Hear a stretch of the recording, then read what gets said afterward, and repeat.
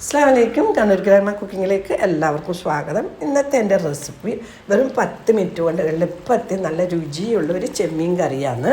ഇത് ആർക്കും വളരെ എളുപ്പത്തിൽ ഉണ്ടാക്കാൻ പറ്റും. അപ്പോൾ അതെങ്ങനെ ഉണ്ടാക്കുന്നതെന്ന് നോക്കാം. അപ്പോൾ അതിനു വേണ്ടി നമുക്ക് ആദ്യം കുറച്ച് പുളി വെള്ളത്തിലിട്ട് കുതിർത്തി വെക്കാം. ചെമ്മീനിൽ കുറച്ച് മസാലകൾ ചേർത്ത് കൊടുക്കണം. അതുകൊണ്ട് ഞാൻ ഇവിടെ 1/4 കിലോ ചെമ്മീൻ കഴുകി വൃത്തിയാക്കി എടുത്തിട്ടുണ്ട്.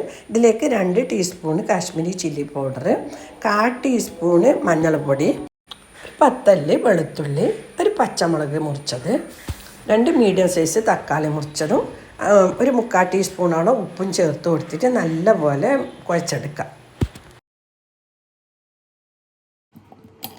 നല്ലപോലെ മസാലയൊക്കെ മിക്സ് ചെയ്തെടുത്തിട്ടുണ്ട്. ഇനി ഇതിവിടെ മാറ്റി വെക്കാം.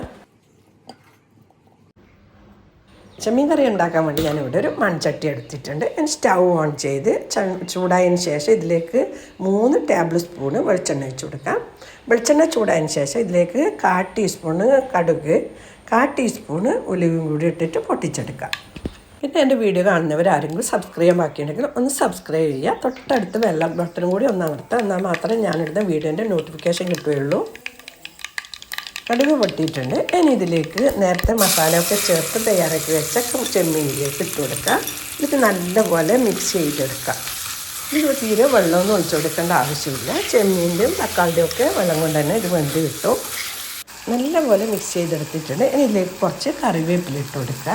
എന്നിട്ട് അടച്ച് വെച്ചിട്ട് 5 മിനിറ്റ് ഒരു മീഡിയം ഫ്ലെയിമിൽ വേവിച്ചെടുക്കുക. 5 മിനിറ്റ് കഴിഞ്ഞിട്ടുണ്ട്. തുറന്നിട്ടൊന്ന് നല്ലപോലെ ഇളക്കി കൊടുക്കുക. തക്കാളിയെല്ലാം നല്ലപോലെ ഉടഞ്ഞു വന്നിട്ടുണ്ട്. ഇനി ഇതിലേക്ക് നേരത്തെ കുതിർത്തി വെച്ച പുളി പിഴിഞ്ഞൊഴിച്ച് കൊടുക്കുക. ഇത് നല്ലപോലെ മിക്സ് ചെയ്തതിന് ശേഷം ഒരു 2-3 മിനിറ്റ് മീഡിയം ഫ്ലെയിമിൽ വേവിച്ചെടുക്കാം. ചെമ്മീൻ കറി തിളച്ച് കുറുകി വന്നിട്ടുണ്ട്. സ്റ്റവ് ഓഫ് ചെയ്യുക. നമ്മുടെ ചെമ്മീൻ കറി റെഡിയായി.